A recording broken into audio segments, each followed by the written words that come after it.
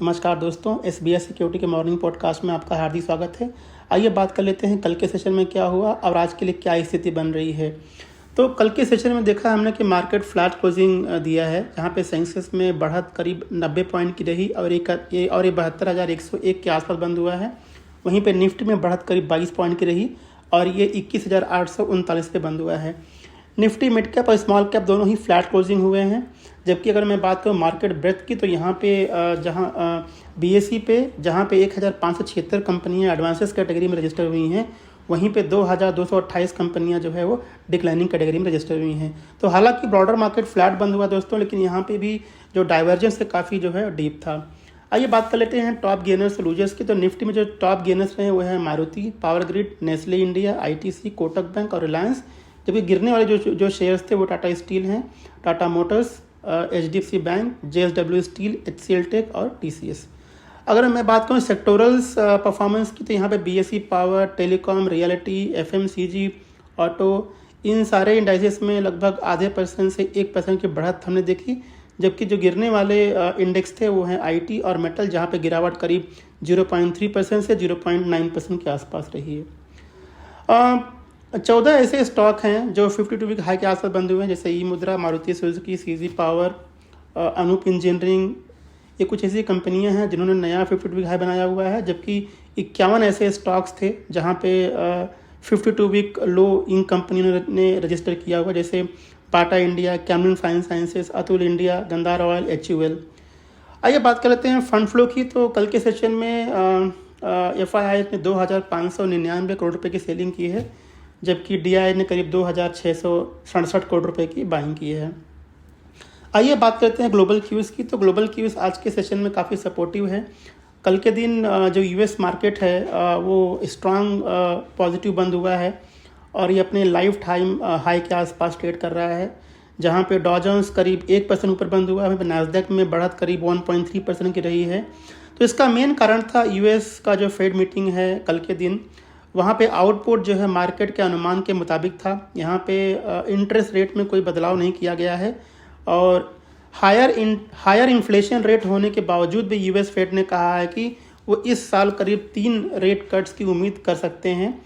हालांकि ये data dependent होगा, लेकिन अभी के लिए फेड ने कहा है कि वो उम्मीद कर रहे हैं कि 2024 के अंत तक वो करीब 3 रेट्स जो है कट करेंगे और जो करंट इंटरेस्ट रेट है 5.25 से 5.5% का है, वो नीचे आकर के 4.6% के आसपास रह जाएगा। और 2025 के लिए भी उन्होंने कहा कि दो रेट कट्स हो सकते हैं। तो ओवरऑल जो दोस्तों ये जो आउटकम है यूएस फेड का, वो स्टॉक मार्केट के लिए जो है वो सपोर्टिव है।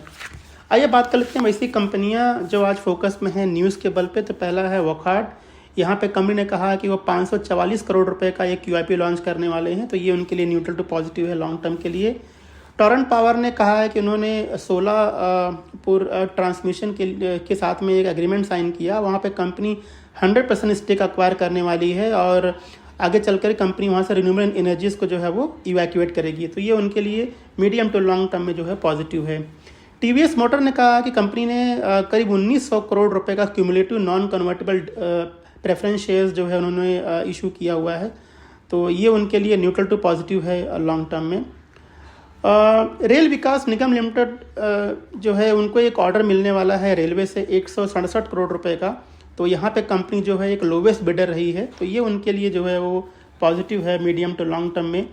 जेएसडब्ल्यू इंफ्रास्ट्रक्चर ने कहा है कि जो उनका कार्गो जो वॉल्यूम है वो जो है एक माइलस्टोन अचीव किया है 100 मिलियन मेट्रिक टन का।